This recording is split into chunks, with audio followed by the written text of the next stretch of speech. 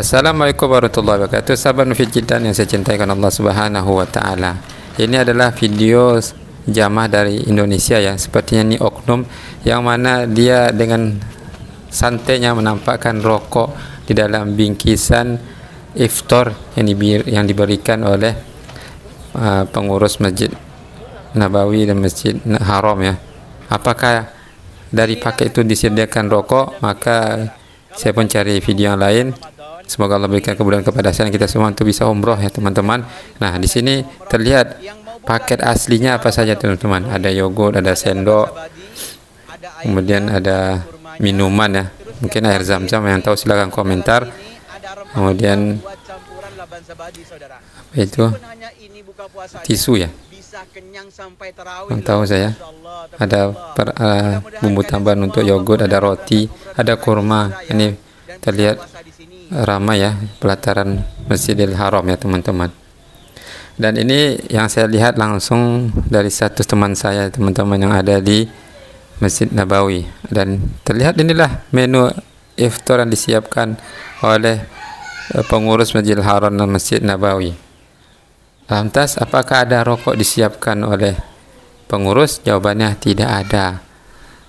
Dan kalau kita telusuri teman-teman, dari negara melalui Lajnah Daimah lil Buhuthil Ilmiyah wal Ifta bil Mamlakatil Arabiyyah Saudiyah, yang mana mengatakan fatwa di sana at-tadkhinu wa syarbu tabkhi ala ay kaifiyatin haram, bahwasanya merokok dan mengisap tembakau dengan berbagai macam cara apapun itu tetap haram hukumnya. Lianna dzalika minal khaba'ith, karena termasuk dari perbuatan yang buruk, benda-benda yang buruk.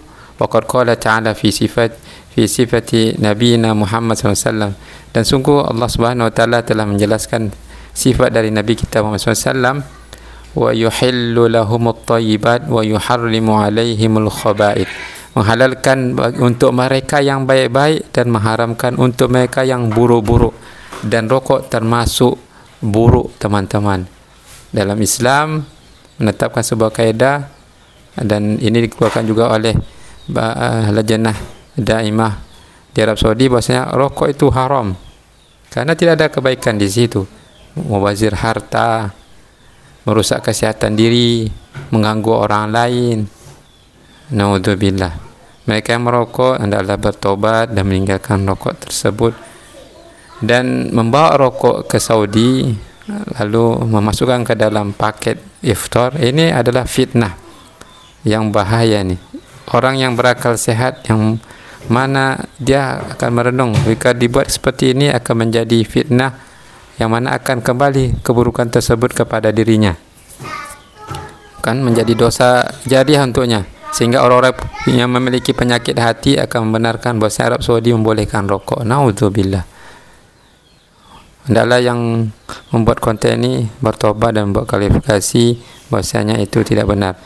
Dan seseorang yang masuk ke negeri tertentu yang mana situ ada aturan larangan rokok, maka dia dalam turuti aturan. Al-muslimu ala syuruti. Seorang muslim seharusnya muslim itu sadar diri.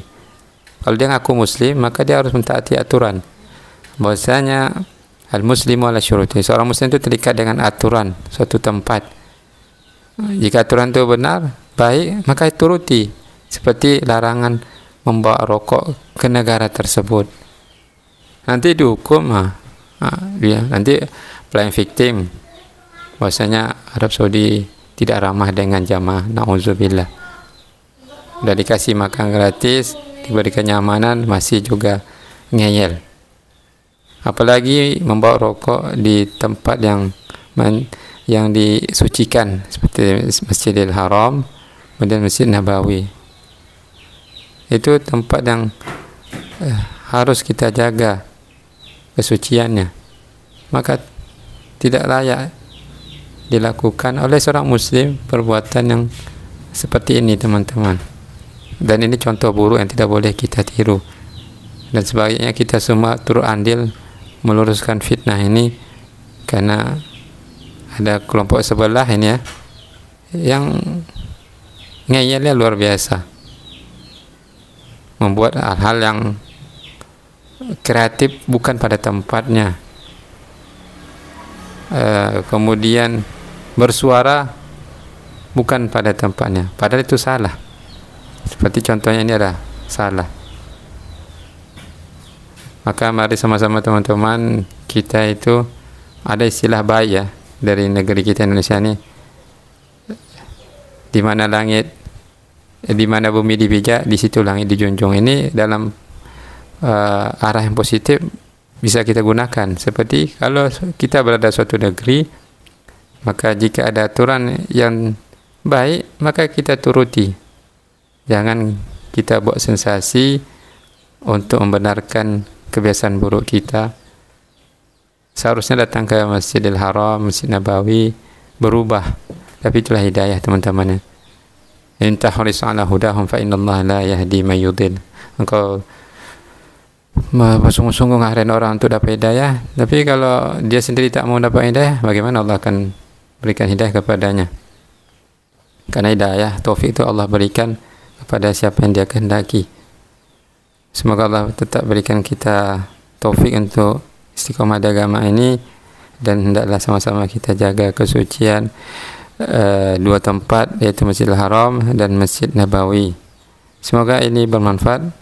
Barakallahu fiikum. Wassalamualaikum.